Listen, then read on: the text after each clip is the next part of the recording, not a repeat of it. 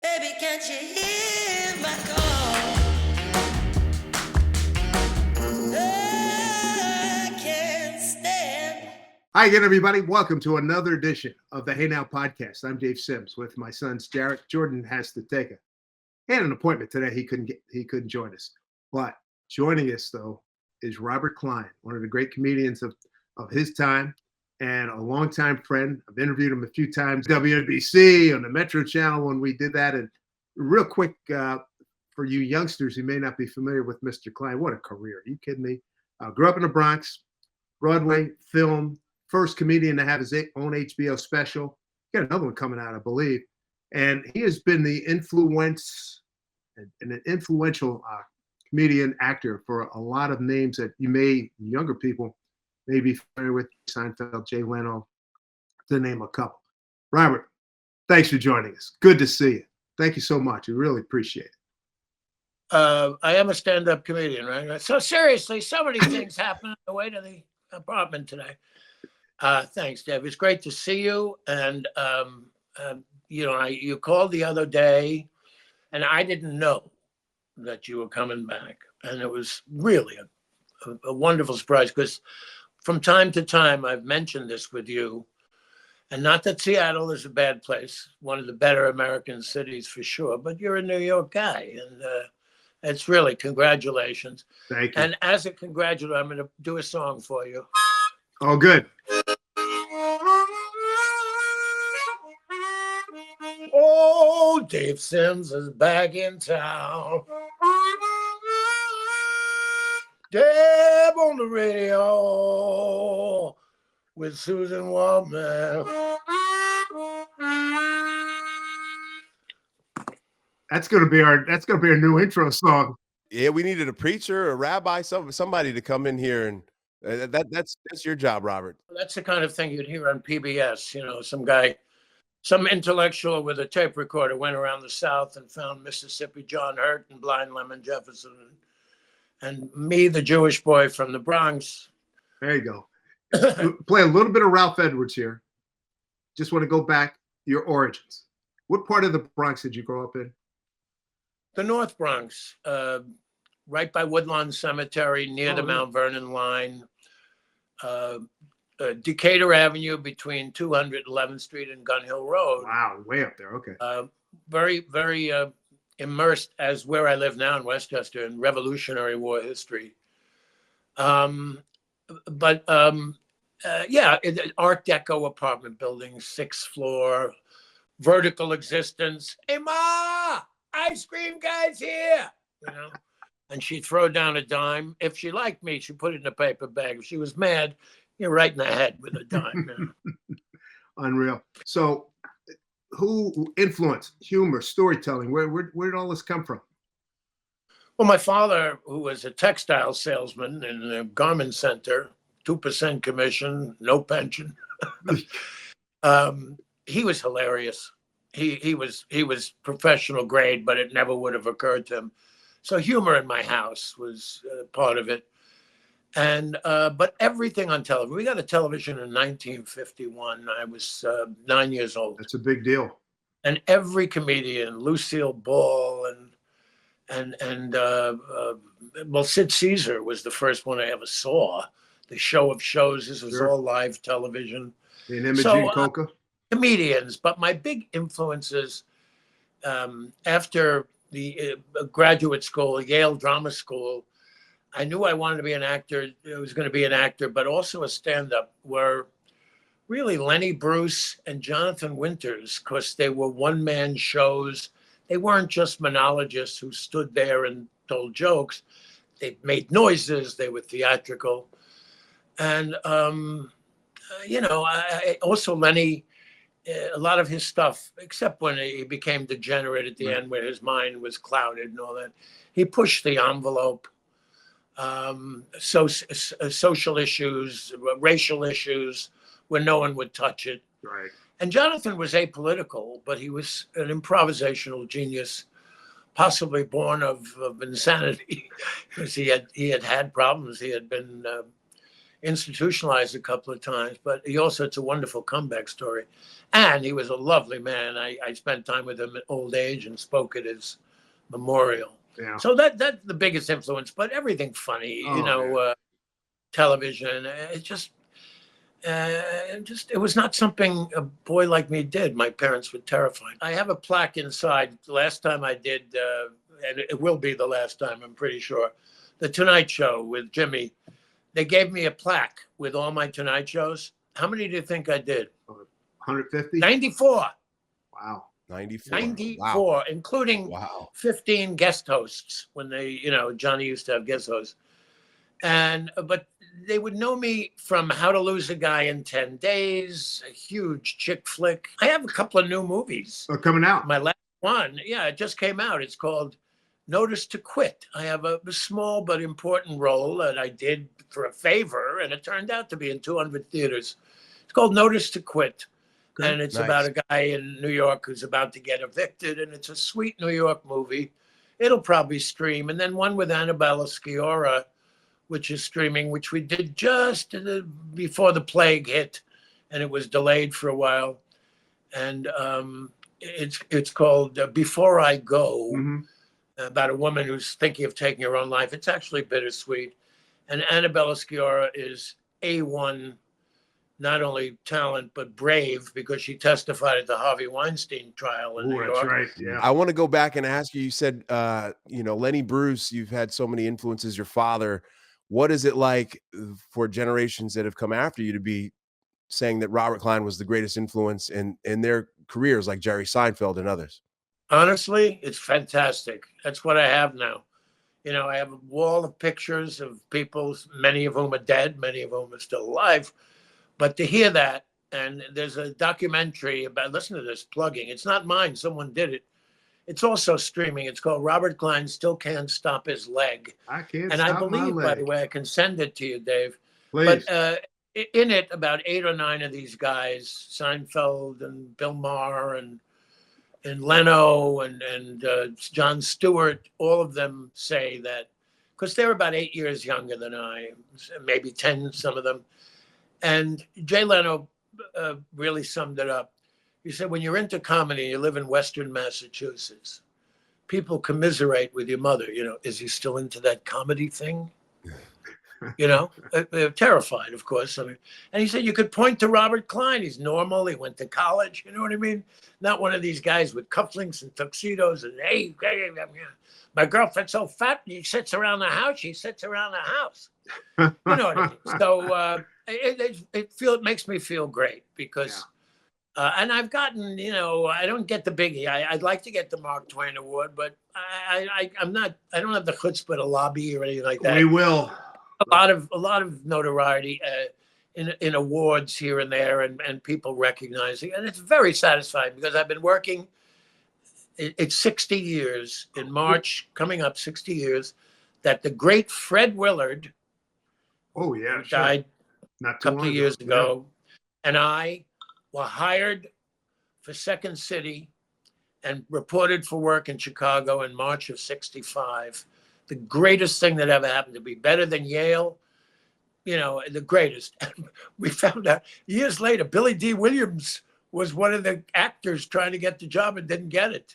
He did pretty well himself. But what was so great about the Second City experience? Well, because it first of all, you see how subsequently, 4 years after me, came the Belushi and those guys. It has literally fed Saturday Night Live for 50 years. Without a doubt. With actors. And by the way, that 50th anniversary is coming up. And I hosted the first year and the third year. I hosted the 5th show in the series. It's the greatest because it was dual training. You learned to improvise. That was their key. That's how we got our material. We didn't have writers like Neil Simon or something sitting down and writing. And also, once you formed the new show, you had to act in multiple performances, the same show every night with the same lines. In other words, the set show. And I've been in 7 Broadway shows, 2 of them for over a year. And let me tell you, so they can drive you crazy. But Second City was the greatest. And, you know, I met those kids, I call them kids, Belushi and all of them. They came to see me in Toronto at the O'Keefe Center. And, you know, I spent all night with Aykroyd, and they slept on a shelf in a bar that they rented or something. I don't I know. believe it. They were wild guys, and Yeah. they were really delicious. As you think back on your time at Second City, what's a story or a moment you hold dear, whether with Belushi or anyone that you shared time with? I guess getting laughs, you know, being a professional. I was 23, and you know, I didn't have real experience in stand-up comedy. I'd gone to Hootenanny nights on Bleecker Street at the bitter end. You know, once a week they had kind of an open mic, but very few comedians. You know, who might be befriended there? Richie Havens. It was mostly, you know, folk singers, tuning and all that, and there were no comedians. So I guess just, Jared, I guess just knowing you're getting good. You know what I mean? And you make people laugh, and you can think on your feet. I mean, I have a wonderful life. I had no money. My parents were not dirt poor, but my father had no money, you know. And I made a lot of money, and I have a wonderful life because of something that came out of my head, a bunch of stuff. And there's nothing more satisfying than a living doing something you love, and that's creative. You know, I can't I can't tell you why I look at something and I immediately think, you know, and start putting down notes and thinking. I just, that's it. And I hate to use the word blessing. How many notebooks do you still have? I mean, how often were you? Tons. That's Yeah. an interesting point, because, you know, I knew George Carlin very well. He's a wonderful comedian. My two guys that had much bigger careers, but I was a couple of years behind them in age and experience. Pryor and George. Wow, what an era! George and Pryor was also a duality, an incredible duality of sweetness and craziness, including violence. You know, he was the best performing stand-up I ever saw in person. I saw him at Avery Fisher in person. I mean, you know, there's Jonathan and there's a few people, but I saw him take an audience apart, you know. How so? What do you mean? Wait, take an audience apart. What do you mean? Well, they say kill and all that. Oh. And just the timing, the energy, okay. the physicality. He also was not just, he made funny faces. And before he became the bolder, shall we say, Richard Pryor, he had an incredible career doing the Merv Griffin show with collegiate sweaters. Right. He was adorable. And I met him at the Improv, and on 44th and 9th, you know, where I learned my craft. Yeah. And Rodney Dangerfield was my professor. Right. I used to ask him questions because he was cutting it up on Merv Griffin, and he was so sweet with advice and all that. But then in 1968, the annus horrible, as the Queen said, assassination of Bobby Kennedy, Martin Luther King, riots. Yeah. He disappeared. He was not a political person, mind you, but he disappeared for over a year and came back more authentic. I'm not crazy about profanity I mean, we're all adults and it's an important part of the language when used aptly. But I asked him at the Improv, we're sitting in the booth. I said, what college you go to? And he laughed for about 5 minutes. You know, he was brought up in a brothel. Yeah, that's right. That's right. You know, a rough thing. And so he you know, he gets a pass on all of that because of the authenticity and just the way he was so funny. Anyway, I said he was the best I ever saw in person. And his movie career should have been better, like Jonathan's. I think some of the choices, some of the directors, although the one in the prison. With Gene Wilder, right? Gene Wilder. Listen, I'm going to need help on names and nouns sometime. It's not stir crazy. I'm trying to remember. It is stir crazy. Stir crazy. Okay. There you go. Young people, you know, things change so rapidly. I got to give you a big compliment. Mike Breen, the other night, he went on about how you got him started. He was my producer. you look about 20 years younger than he is. I know he has the gray hair, and so do I. But he went on about you. It was really wonderful. Thank And you. I happen to know you're a really good guy and your wife, because years ago you dragged me. I won't say that. I said I would go to Children with Cancer in New Jersey. Oh, Do you tomorrow's remember? Children's Fund. It was Yeah. wonderful. It was great, and I felt so great afterwards. Yeah. Because it's something on the dread. Anyway, those little, Let me, and you're back in town. I love that. Go I ahead. love it too. Let me ask you this. I think I'd seen you on probably at a Tonight Show. And my mother caught me up watching, stay up late one night. And I'll never forget this. She came home 3 days later with your album, Child of the 50s. I wore that album out. That was a great album. I really enjoyed it. 1973. Yeah. I wore that Thank you. baby out. That was good stuff, man.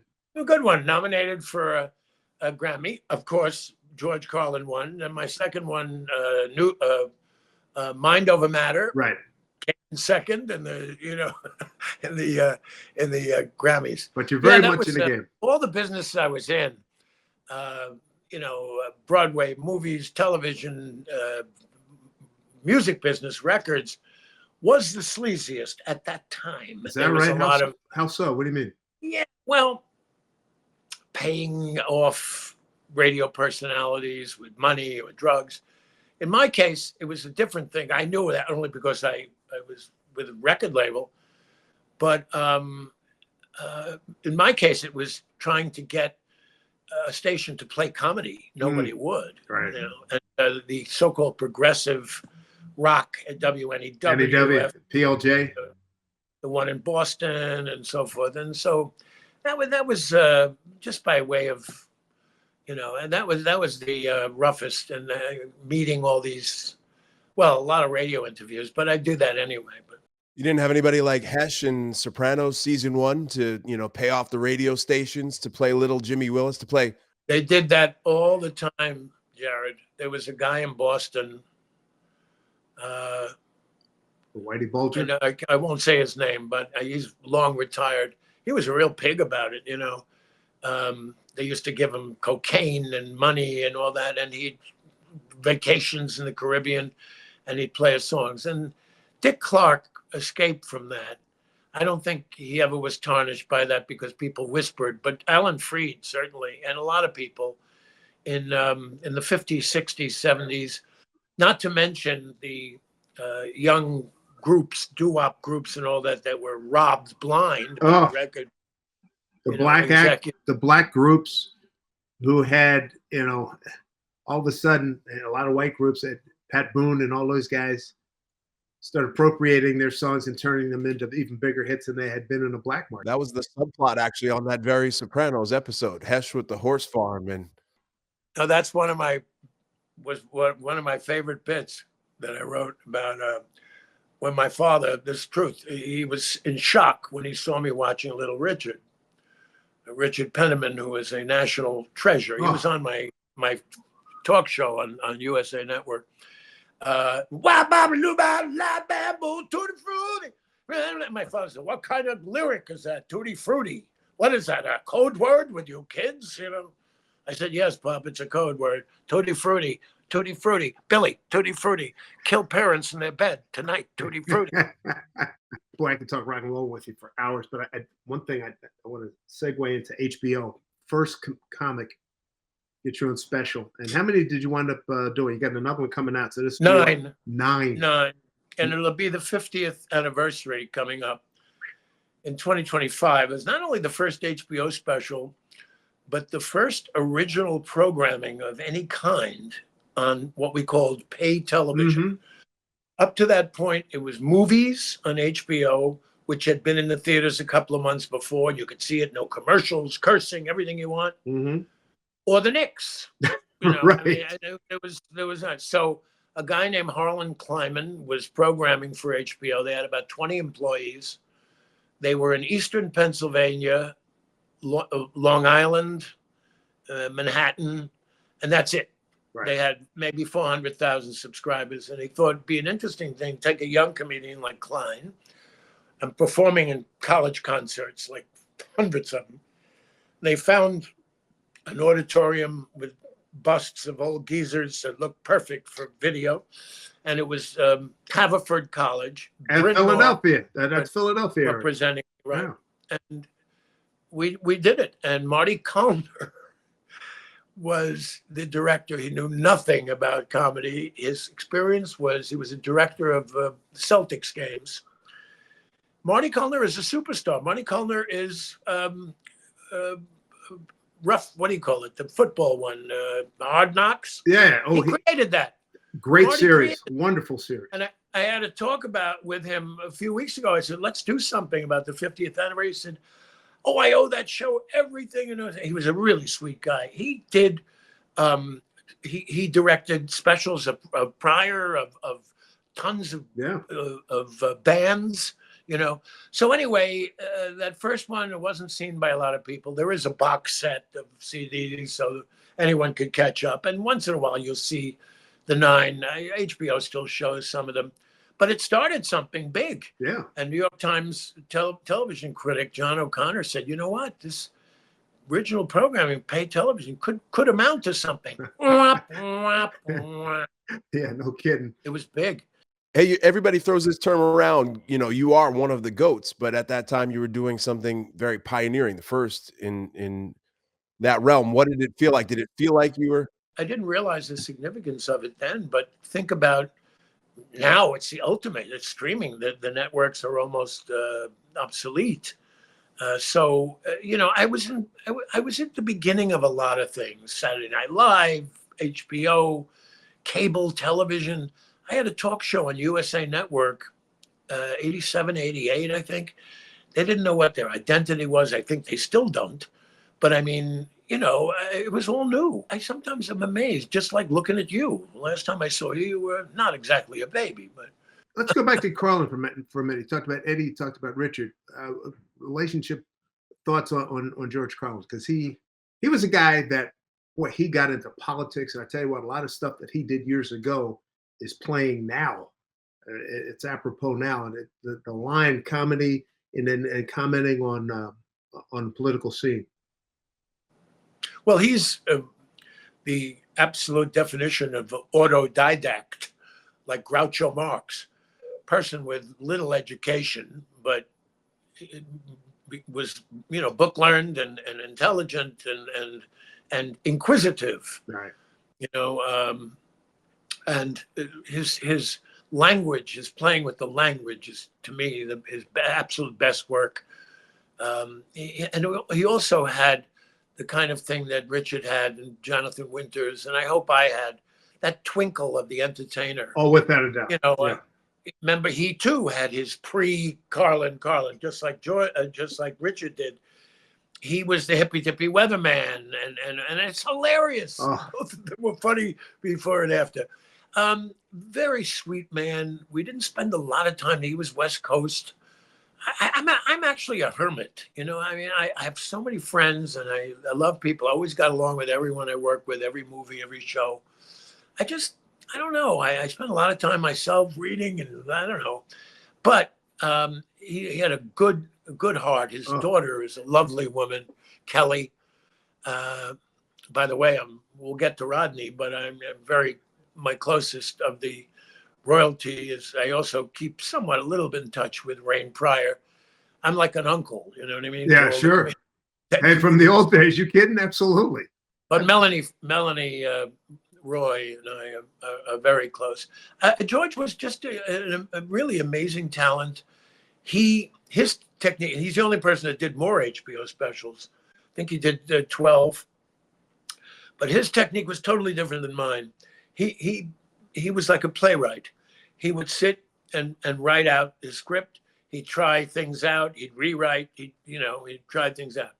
Me, it came from improvisation initially, and then you write it down. So as soon as he finished, also with whatever mishigas he had with drugs or whatever else, he was so disciplined in his work. It's true of Rodney too.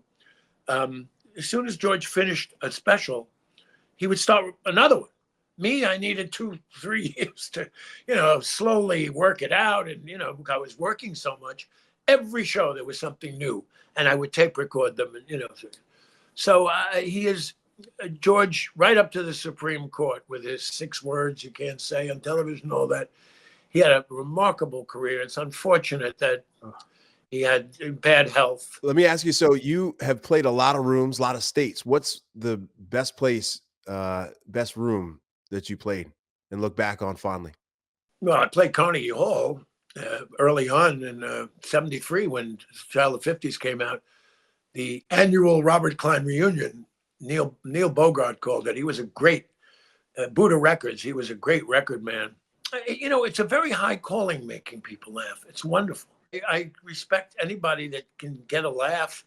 Well, there are many, many postmen and garbage men and surgeons who have tremendous talent, but it takes more than just that to have a professional career, to do it in a time and place of someone else's choosing for money, especially. But it's really a wonderful thing because it's therapeutic. When one laughs vigorously, the blood pressure goes up. The physiological signs are not positive, and yet it's therapeutic in the worst of times and the best of times. That includes the Holocaust victims, that includes American slaves, that includes the Irish, that includes people all over the world who have ever been oppressed, all have senses of humor. I don't think any culture is without one, but it's a survival tool. Rodney Dangerfield, give me a couple of, got an anecdote, favorite, because you mentioned him a couple, 3 times already. I learned everything from him. We became incredibly close. He was exactly 20 years older. I'm 82. He would be 102. And he was like an older brother. And he called me the next dimension. He saw something. I was his first protege. He loved doing that later in his West Coast years. And the comedians loved him, loved him. If you had one more day with Rodney, what would you guys do? I don't know, probably smoke a joint, talk, laugh. He held court. He was hilarious, and I could make him laugh too. I have a picture. I'll tell you a quick true story that I made into a bit, but it's actually true. He had a gig, and I used to follow him around, go with him. I had no reputation. He was starting to get a little reputation. By no means a superstar. He had a gig in Buzzards Bay in Cape Cod. We get up there. It's like hurricane winds, 30-knot winds blowing. It's a very big sailing place. And he goes, I'll tell him, let's take out a sailboat. Rodney, what are you, crazy? I'll tell you, He goes to the boat boy, this kid from Boston. He said, I don't know, Mr. Dangerfield. The boss may not like it, There's 30-knot winds out there. He said, never mind that, never mind.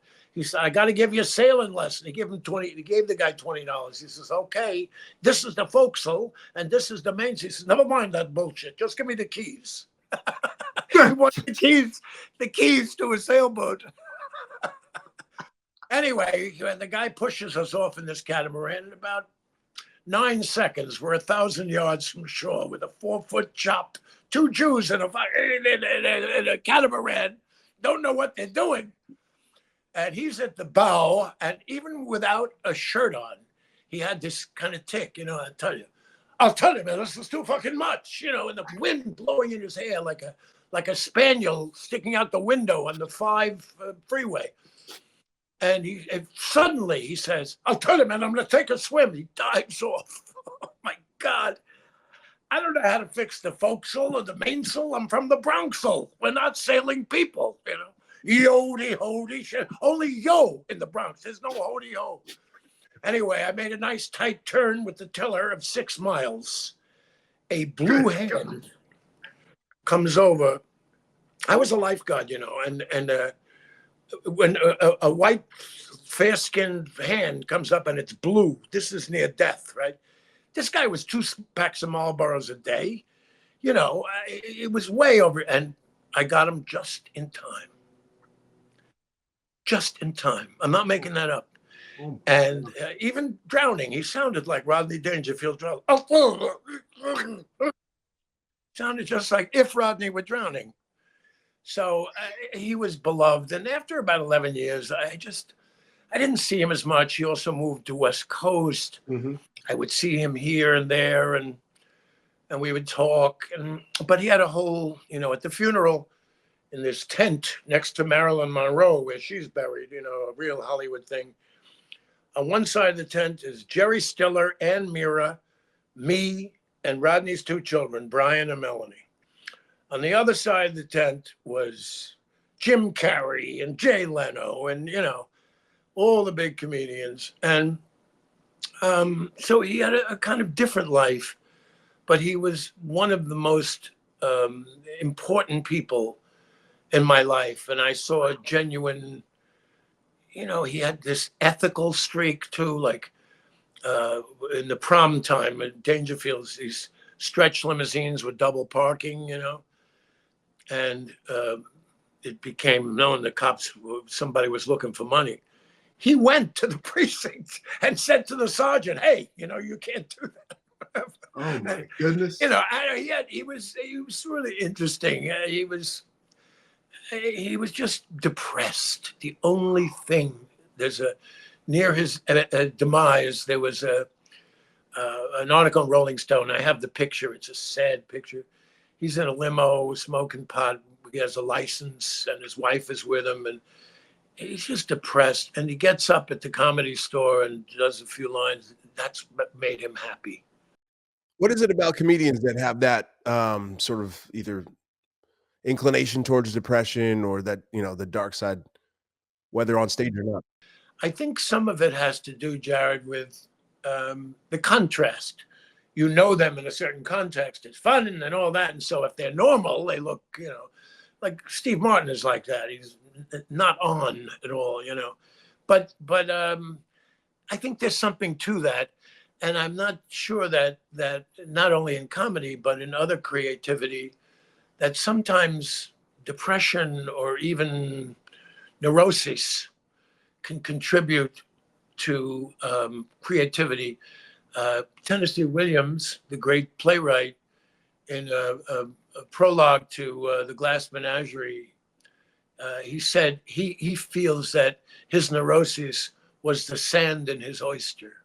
Hey, let me transition to sports. You're a big sports fan, Yankee fan back in the day. A lot of stuff I remember in childhood of the 50s. We talked a lot about, this is the third deck. I still use this line every now and then, third deck of Yankee Stadium.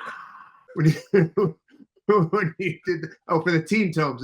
But you're a big Yankee fan. Yes, I like all the New York teams. I like the Mets second best. I like the Nets second best. And I don't know much about hockey, but I like the Rangers first. Yes. My father took me to Yankee Stadium in 1947. I was 5. I don't remember much there, but I do remember Joe DiMaggio. 6 and 7, I began to know who's who. Right. Joe Collins at first base. Jerry Coleman at second. That's before Billy Martin. Right. Phil Rizzuto, the most delightful character. Wonderful. Third base, Billy the Bull Johnson, and then Gil McDougald. Right. Catcher Yogi Berra, one of the most fascinating characters I ever met. He was on my talk show, and I met him a few times. Right field, Hank Bauer. I don't remember before that. Cliff Mapes and DiMaggio. In 51, he quit. His heel was hurting. I remember him loping in from center field. And Gene Woodling, but that came a little later in left field. Anyway, my father had seen Babe Ruth and all that. In fact, my father was an exaggerator. He also claims to be the little boy that was in the hospital, before he say, that's home right. Run for him, right? Yeah. Oh, God. That's right, little Benny Klein. That's right, little Benny. You're going to have a great career as a textile salesman, 2% commission, no contract, no pension. I hope you enjoy it. Well, I'm going to hit a home of you. Anyway, let's see. Yankee, yes, I lived and died. 55, when they finally lost to the Dodgers, I was literally depressed. And my sister went, "They lost the World Series. They lost the World." Now, your parents get extremely cranky when you try to choke your sister to death. Somehow they just don't go along with it. No, I remember, and this recent one, Oh, I took it so mellow. I okay. can't have that kind of thing anymore. I just can't. I just can't. I watch the Giants, watch the Jets. My new thing is, these are your colleagues. I gave you also a nice comment from Kornheiser, I think. Oh no, Tony Reale, who played your call of that There's play, the double that play, crazy yeah. play. Last 2 years, Round the Horn. What a discovery for me. Around the Horn, and for your pardon the interruption. Yeah. First of all, these are really people whose entire life is, and they're journalists, and they Right. all have some talent, Yes. and it transfers to they're bright, and in the reality show they're younger, except for a couple of old guys, Right. once in a while. And those two, Kornheiser and Wilbon, they're old beat writers, and you know them, right? I'm good friends with them. In Yeah. fact, I called. Yeah. I called Tony today. Reale. I wanted to leave him a message, return a call. I told Kornheiser that you were going to join us, and he was just blown away that you were such a big fan of he and Mike. Yeah, I emailed and got the producer or something. Yes, Mark Stern. Yeah. And he read it on his iPad, Right. which I didn't even know he had. But I said we're both old. We talk about it, but you have mental mileage left. I said, and your commute is not inconvenient. Not at all. He's mostly at home. I was largely at home. I was there with the Mariners were in D.C. this past summer, and I went over and hung out with them. Another note. And Wilbon too, with his, they're both so, they're wordsmiths. Big time. They're mature guys that have seen everything, and they're arguments, and of course they pretend to be at each other and all that, but obviously they're very close. That show grew out of those discussions in the newsroom at the sports department at the Washington Post. And one other note on Around the Horn, it was announced yesterday, I'll say recently, that Around the Horn's going off the air after 23, 25 years next summer. Yeah.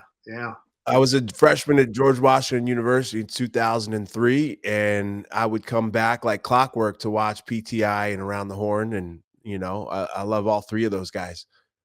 Well, because New York sports talk shows just became a little, I called in and had a real crazy time a few months ago with Tiki and Evan. Oh, you called in? Oh, wow. Oh. Yeah. Well, my favorite is Steve Somers. The schmoozer. I had lunch with him, and we've talked a few times, and I volunteered to interview for someone's writing a biography of him. I loved it. You there, me here, and intelligent stuff. I'm not crazy about most of the stuff, but Tiki is the grown-up in that thing. By the way, why is he 3 in the booth? Let Tiki be with the play-by-play. Well, you are watching a lot. You are watching a lot of sports. You knew that Tiki was in a 3-man booth during NFL games on CBS. No, because I see him, and I tune in, and sometimes I smile a lot at them, because Evan reminds me of when we were kids. Mm-hmm, mm-hmm. He talks about sports with his guts, and those two other clowns backstage are funny. I like young people when they're they're witty and they're making a living and everything else. But anyway, these shows were a discovery, and I'm naive enough. By the way, as your audience probably knows, Susan Waldman is a female pioneer. No doubt about it. How backward we've been, that a person still working so well. It was always tough for women. So when I watch Around the Horn and I see Courtney Cronin and Kaplan, who does hockey, Emily Kaplan, I get a kick out of it. They're so cute, and they know everything. And these guys know everything, and they're so smart. These guys. Anyway, it's worthwhile sports talk. Yeah, indeed. Because ESPN is endless, and I have my favorites. I like Jeff Saturday a lot. He's a incredible energy, and He was a good player in his day too. he's smart, and Booger McFarland, or why someone would allow themselves to be called Booger is beyond me. Riddick's my favorite guy. Love him. Oh, Louis Riddick. Yeah, Yes, yeah. of course. He's very good. Yeah, the NFL guys are good. I like that. It's a little too much for me. I'm a big fan of Greeny. My sister and his mother taught together in school. I never met him, but I like it. It's just too much for me. 2 hours of NFL and all. I like to know the news and a little, but I am a sports fan and I am addicted to it. I don't like going anymore. Mhm. I don't like going. I don't like going to the stadium. I have a friend for many, many years who had great who had great seats. And I don't even want to go anymore. Yeah. I was invited even to the World Series. I know that sounds crazy because so much of it, to me, it used to be a great thrill to see that green grass, but none of that. And also I'm privileged to be one of the Knicks celebrity row people since before Ernie Grunfeld. Wow. And No, I was Ernie sitting well, yeah. with Nancy Grunfeld Ernie Nancy, during sure. the Knicks and the Houston Rockets. Oh, wow. While most people were watching the OJ slow car chase. You were there, huh? Yeah, Oh, and wow. I don't even like that. I'll probably go once. I didn't even go last season. It's the best chicken salad, tuna salad in town at that. And you see Dolan there and you say hello. But used to love to see Cal Ramsey and I saw Marv? Walt? no Clyde Frazier? Walt Frazier's. The both of them were the great guy. Oh, yeah, Dick Barnett, Earl Monroe. Earl Monroe. Earl Monroe was courtside the other day. It was his 80th birthday. Yes, sir. And I actually have spent some time with his wife, and it's a wonderful, and how exciting it was to see him, and it just, and he's 80 years old. It's almost unbelievable to Tell me. me about it. We saw He Clyde had the bad other day. health. Cal Ramsey had bad health. Yeah, he passed Clyde, away. Wow. you want to know something? With that rhyming, and I used to think it's a little silly. I love his stuff. You know why? He's a minimalist. He said, no good D. The Knicks were caught without good D instead of, well, they shoot it in the weak side and finger. There's a game going on, man. Don't analyze. You're There's a preaching. game. You're preaching. I like it. He goes quick. Yeah, I was gonna say we saw Clyde the other day. This picture. Look at these two studs right here. That 1987 NBC, WNBC. Yes, sir. Oh, Dad, I was gonna ask Robert. You were a guest on my dad's show back then. Did you ever call and prank him anonymously like I did? No, because No. my brother and I did that to you a few times, Dad. I don't think you caught on. So Yeah, little jerky boys. No, out. Trump used to do that. Hello, this is Oscar Thing PR. This is John Barron. Donald Trump report the best sex ever. Yeah. Yeah. If you need anything else, my name is Henry Dugan, and I'm a PR guy. Thank you. You are correct. President. You are correct. Hey, Yeah. And there's footage of me in a 20 years ago of a roast of his. I gave up roasts. I hate them. They're cruel. But I did hair jokes. To me, he was, like immodest, playboy. Who cared about him? You know what I mean? And I have to pass this golf course up here every day. Anyway. last couple things here. I'm sorry. No comment.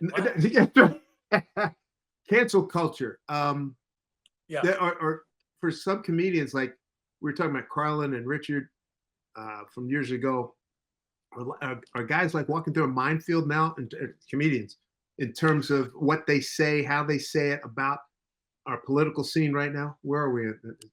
I think that point of view, which Jerry Seinfeld and others hold, is a little overblown. Would Don Rickles stuff float? Made me laugh so much. Don Rickles was certainly not a bigot, but would that stuff float now? Oof. Don't know. But everything I watch that I loved. I just saw the movie MASH again for the third time. I auditioned for it. I wanted it so bad. The series, I revealed this information to Alan Alda on his podcast over a year ago, because Wayne Rogers is long gone. I was offered the Wayne Rogers part in the series MASH to play opposite Alan. I didn't want to do it because I didn't like sitcoms. I had seen the movie. It was the greatest, one of the greatest movies I'd ever seen, because MASH, the movie, and I guess people love the television show so much, but it was like a shell of what the movie was in terms of guts, and because combining serious issues like death and war and destruction and blood and guts and pain with humor successfully is the most difficult thing, in my way of thinking, in creativity, in written word, or a movie or a play or something like that. And every 5 minutes there was something there that would be objectionable today. The way they treated hot lips, and all. But these people, first of all, it is a product of its time. Second of all, the people in this story are in tremendous stress. And that's the way things were then. Seven Brides for Seven Brothers, the great musical, which was the first thing of the most masculine dance numbers and everything. It's about seven guys grabbing and abducting seven women. And it's based on the rape of the Sabine women in Roman mythology. Would that go? I mean, then people say, I really must go, baby, it's cold outside, the duet, but baby. Now that's gone too far. It sounds innocent, but that's basically about a very overly aggressive dude who's not going to take no for an answer. When you listen to the lyrics, it's like, huh? Wait a minute. But Jared, he does take no. And by the way, I'm glad you're conscious of that, because Louis C.K. wasn't in a position of power, taking out his schmeckel to women who worked for him. I mean, schmeckel. I'm sorry, I went overboard there. I know, I'm bluish. I'm black and Jewish, so I got some Yiddish here. We're not that hip yet to be able to make certain kinds of racial or ethnic or, I don't like. I love Family Guy, the animation. Yep. I love Family Guy. Okay. Same here. And they go hit the edge and all that. And they make me laugh a lot. But then there was an actually well-constructed joke about Anne Frank and her family in the bed. Yeah. He makes noise, he makes noise with potato chips. Or even Tony Reale, you might find me this peculiar, but the assassination of Abraham Lincoln was one of the great tragedies, not because he was a great man. It changed the whole course of human history. Instead of a racist vice president took over, Johnson, who was impeached but not convicted. Me, the history major, I didn't even know till 10 years ago that Fort Bragg was named after a Confederate general. I used to see Stone Mountain. It's they were traitors. And all of these monuments and names of roads and schools and all that didn't happen in the 1870s and 80s. It started happening in the 90s into the 20th century. Woodrow Wilson, who I thought was a hero, got us, number one, into a war we had no business being in. And number two, was a racist. Big time. And all film intellectuals, everyone talked about Birth of a Nation. Birth of a Nation. You would have turned that role down, right? Beauty. Birth of a Nation, because it was a cinematic triumph. No one had ever done something so big inside the movie. Completely disgusting racial, Gone with the Wind, So I'm saying that, getting back to the original thing, I don't know we're that advanced yet to say certain things. I don't like cruelty. I don't like gratuitous cruelty, I don't know. I'm not crazy about dead baby jokes or I don't censor anything. People can say what they want. You censor with your dollar or your channel changer or whatever. Gratuitous cruelty I don't like. And you know, when guys, a black fireman gets, you know, razzed in the locker room and little bit, that's still happening, and it shouldn't. You know what I mean? Certainly So, is. and anti-Semitism, you know, it'll never go away. I mean, I've done a tremendous amount of reading on the Holocaust in World War II and World War One, and people don't know their history. Even people don't know this, about the civil rights struggle, much less the Holocaust or the founding of Israel. You know, I do not like this government in Israel. All this happened all these years, and it's so damn right wing. But nobody cared when it was clear Jews were being locked up, put in concentration camps, and all that, and the world stood back. You know, the ship St. Louis had 750 people. No one would take them. They wound up in Europe and killed. So there are reasons for things, and the Palestinians at last have a voice, which is important. The last 20 years, their PR has been great, and to me, they're the most. And they're very similar to Jews and Armenians who were victims of a real genocide.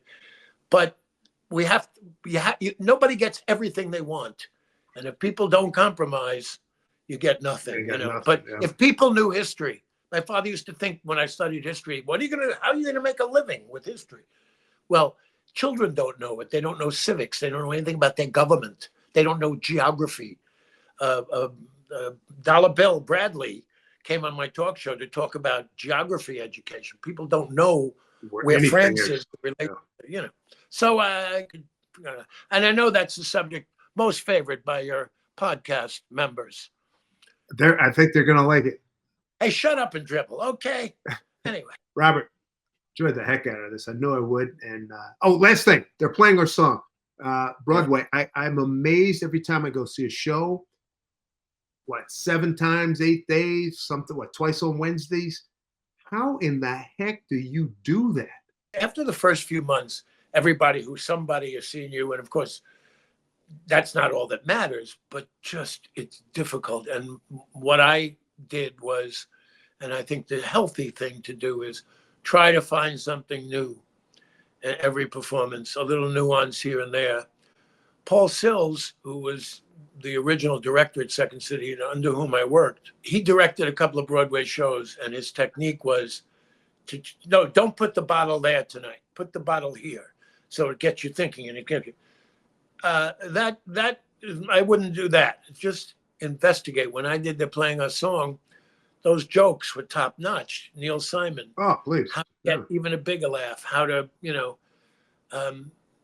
I think the greatest play I ever did was Sisters Rosenzweig by Wendy Wasserstein, who died young. She was a wonderful playwright and also a pioneer in women's issues. Heidi Chronicles was hers. And, you know, Jared, it is amazing. And I'm telling you that so much of this stuff is so recent, from people of color. When your father started as a sports writer and all that, to women in sports, to women issues, women, you know, I was just reading John Adams' wife, Abigail, the second president of the United States wife. Don't forget us women, because there's nothing but bad things when men run everything. This was in 1781. Yeah. So the world is always changing. And anyway, your question was multiple performance. It's tough, but there's nothing like theater because it's like a certain kind of Italian deli where they make it from scratch each and every time. They slice the meat. You're in the room with them. You can't substitute for that. Cinema is, you know, the great art of the 20th and 21st century. I did about, I think, 42 feature films, a lot of film, television. And once you do it, it's done, even if it was tedious and there were a lot of takes or whatever. Right. Or, you know, I once got on a moving Jeep in a shot. I wasn't put in danger. Oh, except the helicopter and Hooper. The pilot says, Robert, will you tell me if any of the extras are below me? I'm landing, you know. They're asking me, you know. it's a whole different experience. It's like being, I shouldn't say at war, but there's a camaraderie when you're shooting at 2:30 in the morning in the cold. But there's nothing like live. And so I got my live chops off by being a stand-up, and my ego off by being the only actor. Okay. Nobody can upstage me. And I have worked for 38 years with Bob Stein, who is a great jazz musician from Eastman School of Music. He came to New York, back up a lot of jazz singers and all that. We got hooked up, and he eventually became a producer, 2 of my HBO specials. And in every one of them, I do music. Yeah. And the 2 Emmy nominations that I have are with Bob for songs. Yeah, you've ended a lot of those specials with some good stuff, man. Yeah, and also I was only married 16 years, but I worked with this guy for 38. So, and he has a wife all these years and all that. So it really is a great. I'm so glad I didn't go to medical school or try to. I mean, I wanted to be a doctor. A few things got in my way, like calculus, physics, biology, zoology, reading, spelling, comprehension, behavior. Funny thing about that, right? I have one question before we let you go, Robert. So many Yes. peers in comedy and entertainment. Is there a particular gift that you treasure that you were given or are really proud to have given to somebody else? You know what comes to mind? It may be small, but at the time I met George Carlin a few times, but one day I get in the mail, probably 40 years ago or more, a whole set of audio cassettes of the blues, Out of the Blue, from George Carlin. Nice. I know you like the blues, he said. And we got to talking. I called him to thank him. And I told him, we got to talking about some old doo-wop kind of stuff. Again, we didn't call it doo-wop in my name, but there was a group called Nolan Strong and the Diablos, really obscure. And there was a song called You Are.